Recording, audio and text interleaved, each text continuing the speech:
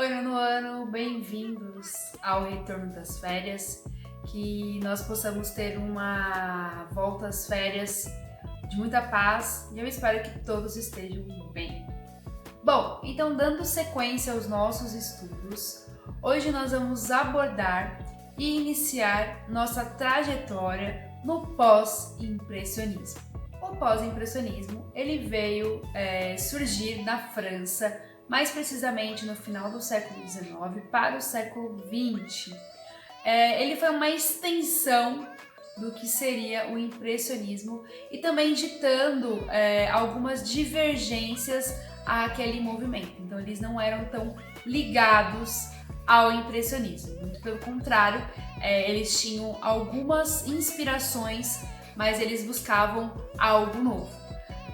Esse movimento ele possibilitou que outros movimentos existissem por conta dele, que é o fauvismo, o cubismo e o expressionismo. Essa linguagem artística ela nasceu de uma maneira espontânea, não foi algo que eles queriam criticar, né?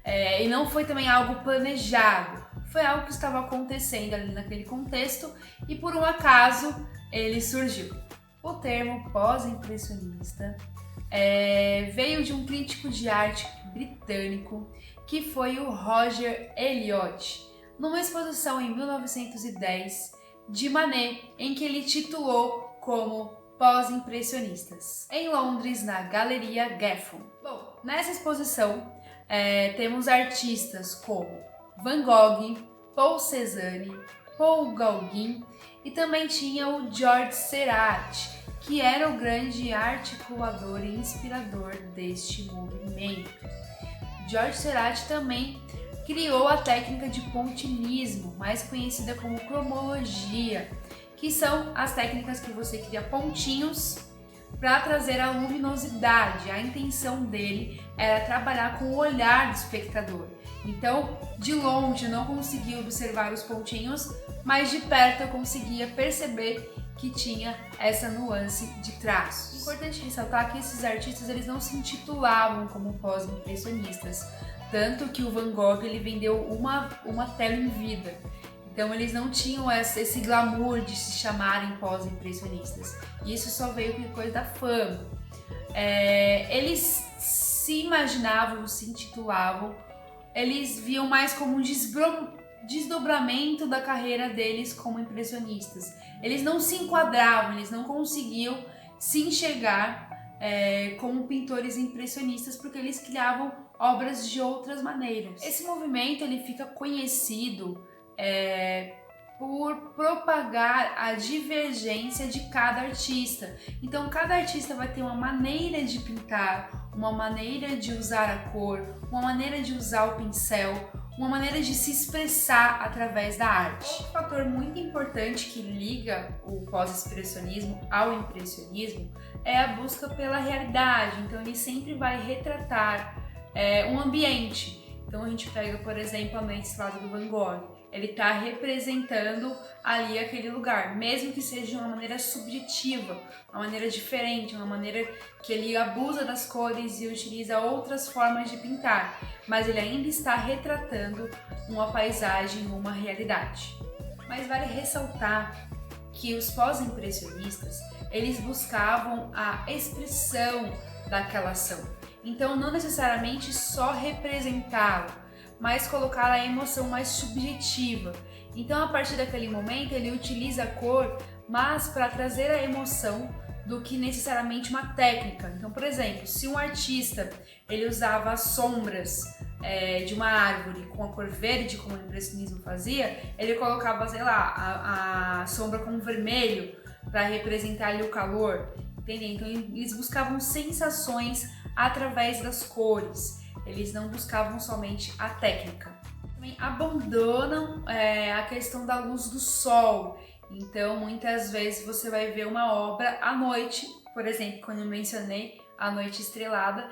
Então, não necessariamente a gente tem só obras durante o dia. Então, nós temos obras também durante a noite ou em outros espaços. Outro fator também super importante é que alguns artistas pós-impressionistas também pertenciam ao movimento impressionista, só que eles não se sentiam adequados àquele ambiente, né? Então, por isso que foi um dos fatores que para surgir o pós-impressionismo. Então, resumindo, esses artistas, eles ainda utilizavam alguns elementos do impressionismo, como as cores, né? Trabalhavam com as cores, luminosidade, mas ao mesmo tempo eles buscavam outros aspectos, novas formas de se fazer arte.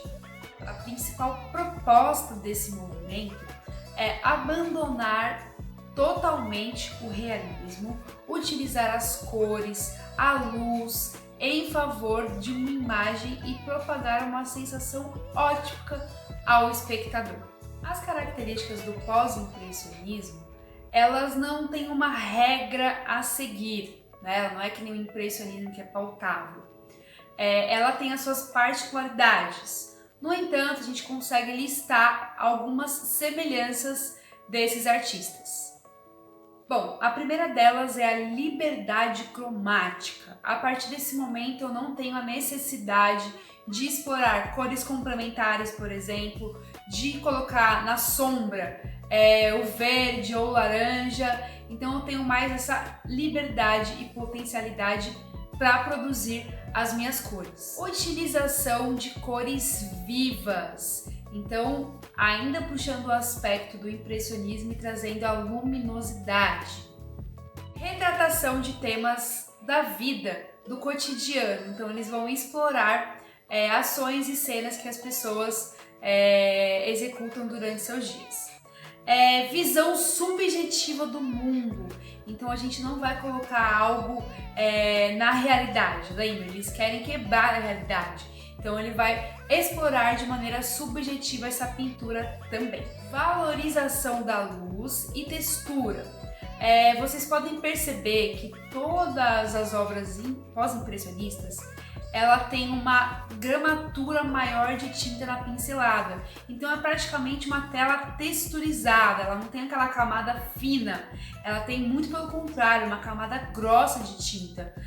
Muitos pintores usavam até espátulas para suas pinceladas, né? Em vez de usar tantos pincéis, usavam os pincéis mais grossos para conseguir pintar na tela e criar aquela textura maior, né? Aquela grande gramatura na tela. A técnica de pontilhismo com George Seurat, que ele cria através dos pontos, a cromonologia, que é você utilizar a cor e os pontos para criar uma obra de arte. Outro aspecto importante é a bidimensionalidade e quebrando aí a perspectiva. Muitas obras, elas parecem que são bidimensionais, né? Então a gente pega, por exemplo, a arte egípcia, parece que eles estão só em um plano, parece que eles não têm essa profundidade. Então muitas obras também vão trazer essas características de bidimensionalidade, de 2D.